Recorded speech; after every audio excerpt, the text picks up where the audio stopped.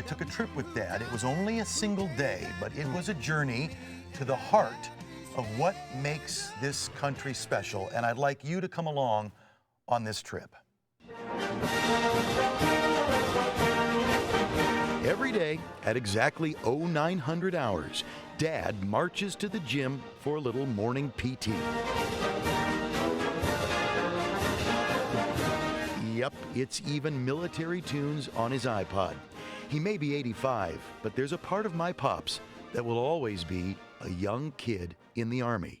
I was 20 years old when I got the letter from my friends and neighbors that said, "Hello, we've selected you for the United States Army." He was a famous trumpet man from out Chicago way. Each time I'm home, we always look through the scrapbooks, drafted in 1952, assigned to the Big Red One, and he always tells the same story. 800 of us got on a ship in New York Harbor. There was nobody there, and not one person there waved, and we took off.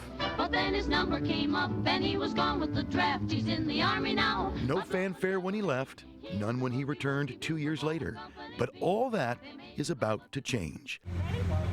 Have a fun day today. It's 0600 and Dad is shipping out along with 178 other veterans of Korea, World War II, and Vietnam. A trip to Washington to honor their sacrifice and remember their service. It's a short flight, but the moment we land, it's a water salute. It's already clear.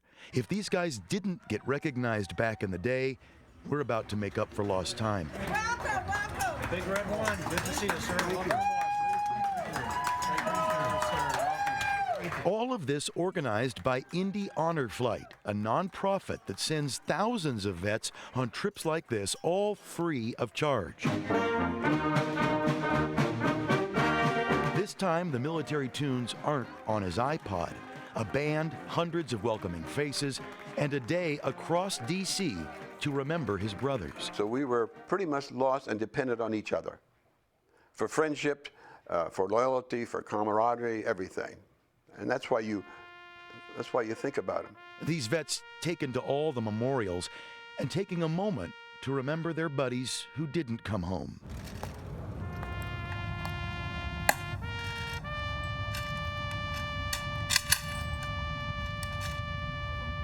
The association that you have with that guy next to you is much different because it's 24 hours a day.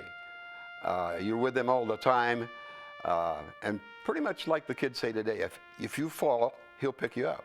It's a full day for my dad. On the flight back, it's mail call. John Parente. Hundreds of letters from friends, family, and school kids. Gratitude for what each of these vets quietly and humbly has done for our country. And even once they've returned, more than 14 hours later,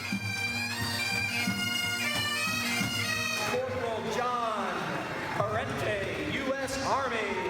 Dad gets that welcome back he never got in 1954. What I was looking forward to is finally getting a chance to somebody to wave and say goodbye and wave and say hello, and that's what I got. And I think that's what most of the guys were looking for. Maybe it's what we're all looking for. A way to express our thanks, to honor their service, to hear their stories, and on this day, on every day, to remember. I think it was a very nice gesture on the part of the honor flight. I'm glad they do it.